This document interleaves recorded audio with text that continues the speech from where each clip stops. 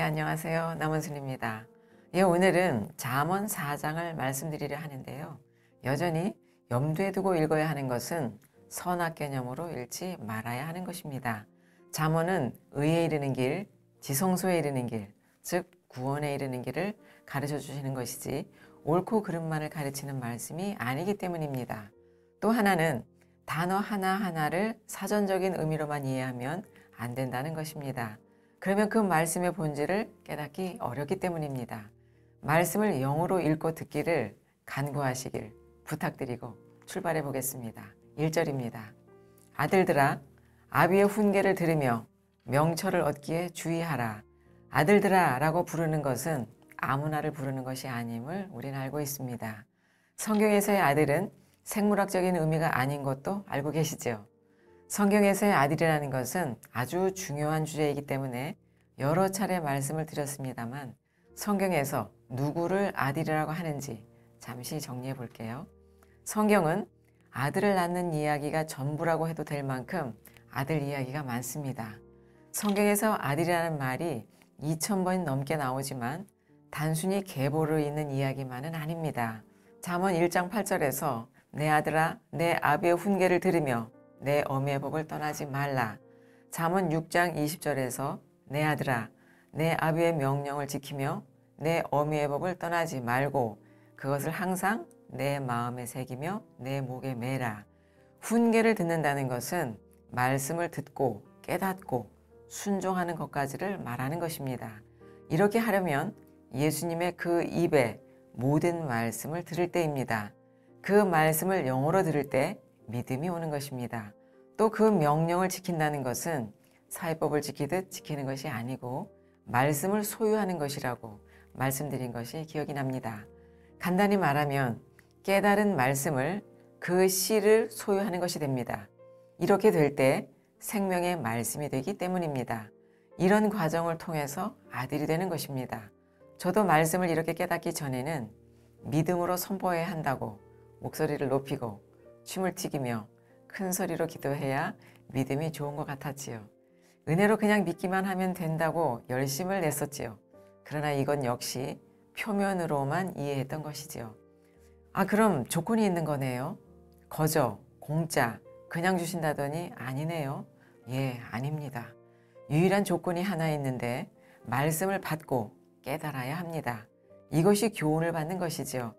계시록에는 이런 자를 14만 4천, 신부, 목이 베인 자, 새하늘과 새 땅, 새 예루살렘이라고 한 것입니다.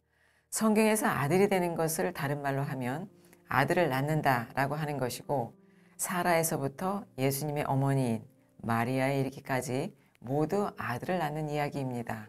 아버지 하나님은 어떤 사람을 아들이라고 하시는지 살펴보려고 합니다. 요한복음에서는 아버지께서 하시는 일을 그대로 하는 자를 아들이라고 했습니다. 사도 바울은 하나님의 영으로 인도함을 받는 자를 하나님의 아들이라고 가르쳐주고 있습니다. 하나님의 영으로 인도함을 받는다는 것은 신비한 어떤 체험이 아니고 말씀을 깨닫는 것을 말합니다. 깨달아야만 인도하시는 것을 알아들을 수 있기 때문입니다. 이것을 갈라디아서 2장 20절에는 하나님의 아들의 믿음 안에서 사는 것이라고 하는 것이고요. 이것이 없다면 불법, 즉 죄가 되는 것이지요. 바울은 또 갈라디아서 3장 26절에서 그리스도 예수 안에서만 아들이 된다고 가르쳐주고 있습니다. 그리고 에베소서에서는 하나님의 기쁘신 뜻이 아들이 되는 것이라고 바울은 말씀하십니다. 이 아들이 하는 일이 있는데 죄를 사하여주는 것입니다. 이것이 끝까지 사랑하는 것이고요. 또 말씀을 깨달아 아들이 된 사람은 예수님과 같이 죄를 사하여주는 권세를 갖게 되는 것입니다. 예수님은 아버지께서 하신 일을 그대로 하신 것이고 우리는 그 본을 따라 그대로 할 수 있는 것이지요. 그래서 베드로에게 내 양을 먹이라고 하신 것입니다. 이 말을 조금 다르게 하면 다스리는 것이 됩니다. 아버지께서 아들 예수를 그 다스리심으로 다스리신 것처럼 나도 그 다스리심을 통해 아들이 되어야 하는 것입니다. 내가 할 수 있는 것이 아니고 약속이지요. 다음 2절입니다. 내가 선한 도리를 너에게 전하노니 내 법을 떠나지 말라. 1절의 말씀을 조금 다르게 표현한 것입니다. 선한 도리와 내 법은 같은 말입니다. 이는 1장 8절에서 내 아들아 내 아비의 훈계를 들으며 내 어미의 법을 떠나지 말라 라는 말씀과 같습니다. 장성한 아들로 양육하시려는 것이고 내 법을 떠나면 장성한 아들이 될 수 없다는 말씀인 것입니다. 다음은 3절입니다.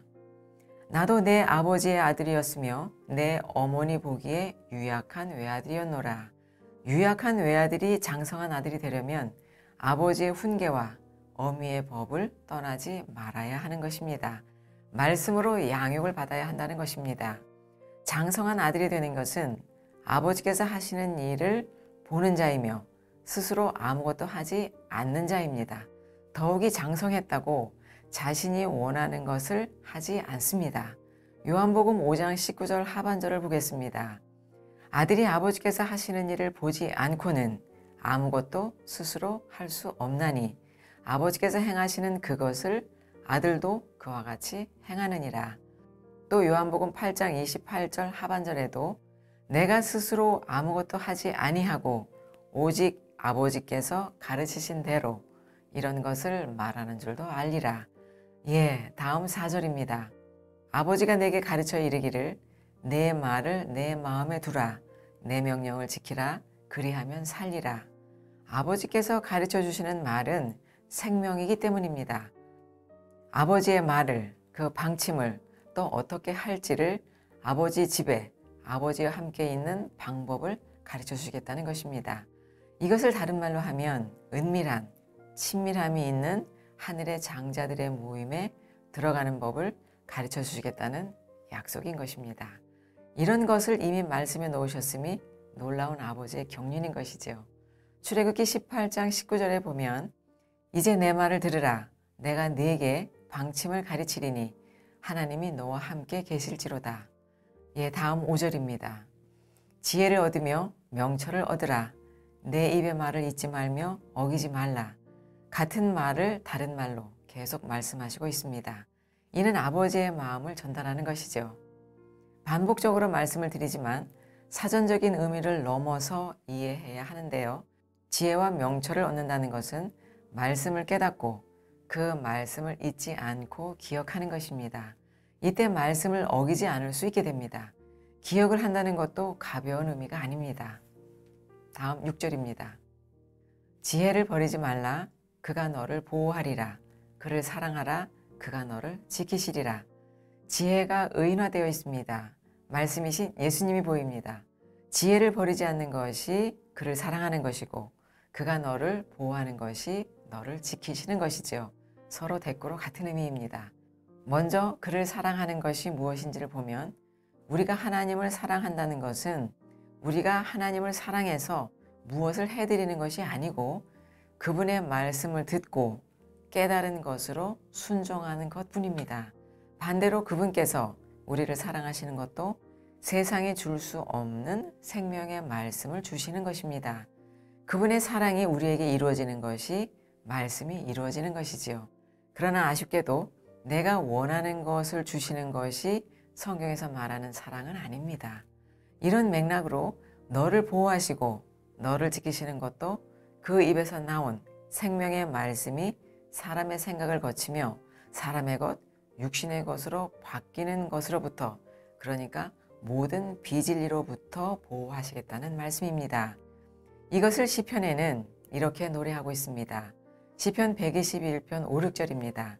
이 시편은 성전에 올라가는 노래라는 부제가 있는데요. 하나님께서 졸지도 주무시지도 않으시며 지키신다는 것이 무엇인지가 보입니다. 우리의 삶 안에, 우리의 일상에 안위나 위험들을 제거해 주신다는 단순한 의미가 아닙니다. 저도 이 말씀을 문자로만 읽고 아이들을 또 저의 가족을 지켜달라고 아주 간절히 기도했었습니다.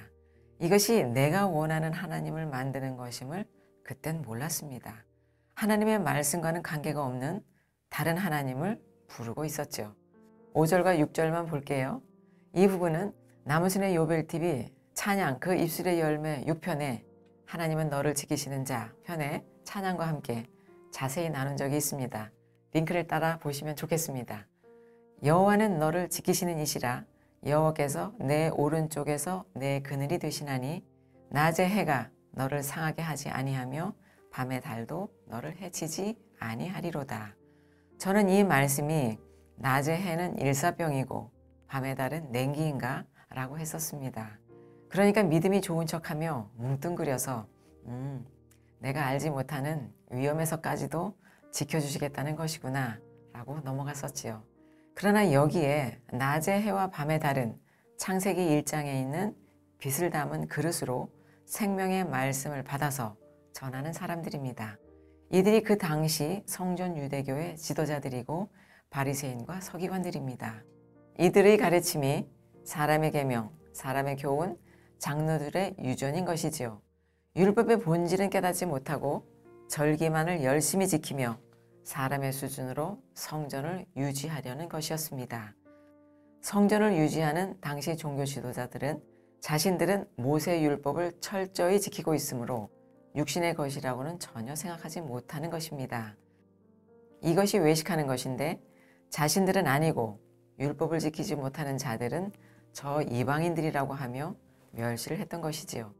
이들에게 예수님은 천국문을 막고 자신들도 들어가지 못하고 다른 사람들도 들어가지 못하게 막는 자들이라고 책망을 하시는데요. 마태복음 23장 13절에 있습니다. 화 있을진저 외식하는 서기관들과 바리새인들이여, 너희는 천국문을 사람들 앞에서 닫고 너희도 들어가지 않고 들어가려 하는 자도 들어가지 못하게 하는도다. 바리새인들과 서기관들이 율법의 표면만 가르친 결과입니다. 하나님은 이런 가르침으로부터 지키시고 보호하신다는 의미가 되겠습니다. 천국이라는 것도 큰 주제입니다만 간단히 말씀을 드려보겠습니다. 전통적으로 천국은 죽어서 가는 곳이라고 우리는 가르침을 받았습니다. 죽어서 가는 곳일 수도 있지만 그것은 우리가 경험한 부분이 아니고, 성경에서 말하는 이 땅에서의 천국은 말씀을 진정으로 깨닫는 것을 의미합니다.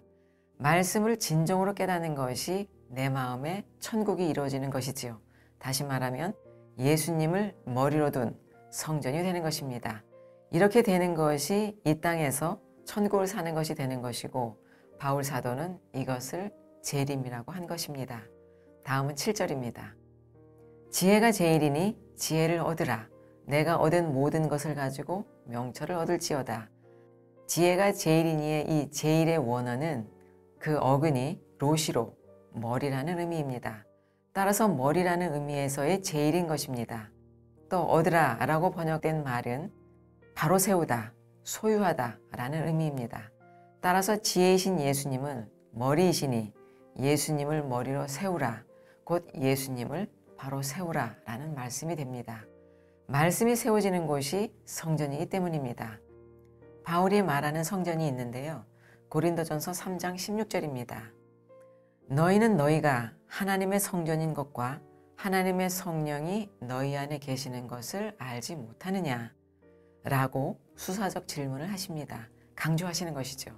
이때 너희는 거룩하다 라고 이어서 말씀을 하시는 것입니다. 이어서 7절 하반절은 내가 얻은 모든 것을 가지고 명철을 얻을지니라는 내가 얻은으로 번역된 말은 돈, 재산이라는 의미입니다. 율법을 어려서부터 완벽하게 지켰다고 하며 찾아온 부자 청년을 떠올리게 됩니다. 예수님께서 그 청년에게 하신 말씀입니다. 마태복음 19장 21절입니다. 예수께서 이르시되 내가 온전하고자 할진대 가서 내 소유를 팔아 가난한 자들에게 주라. 그리하면 하늘에서 보화가 내게 있으리라.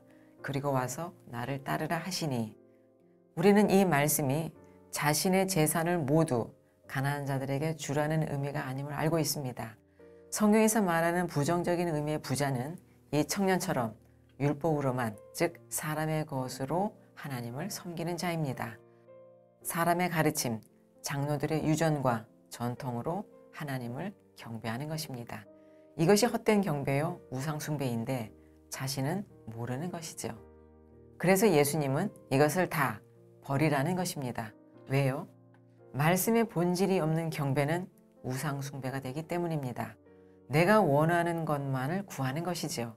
그래서 율법 조문에 대하여 죽으라는 것이고, 이렇게 되는 것이 가난한 심령이 되는 것이고 낮추어지는 것입니다.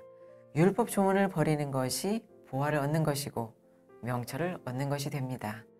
밭에 감추인 진주를 발견하는 그 출발이 되는 것입니다. 또 성경이 말하는 진정한 부자는 말씀을 가진 자, 말씀으로 배부른 자, 말씀이 된 자입니다. 말씀으로 부욕해 된 자들을 말하는 것입니다. 그래서 이들이 말씀을 나눌 수 있는 것입니다. 다 아는 것이지만 성경은 이것을 구제라고 하는 것입니다. 7절 하반절을 정리하면 내가 가진 것, 즉 율법으로 복음을 얻으라는 말씀입니다. 이는 그 문자인 율법을 벗겨 속의 것으로 가지라는 것이지요. 이것이 부자 청년이 가진 것을 팔아버리는 것이 됩니다. 예, 여기까지 말씀드리고 다음 영상에서 8절을 이어가겠습니다. 감사합니다.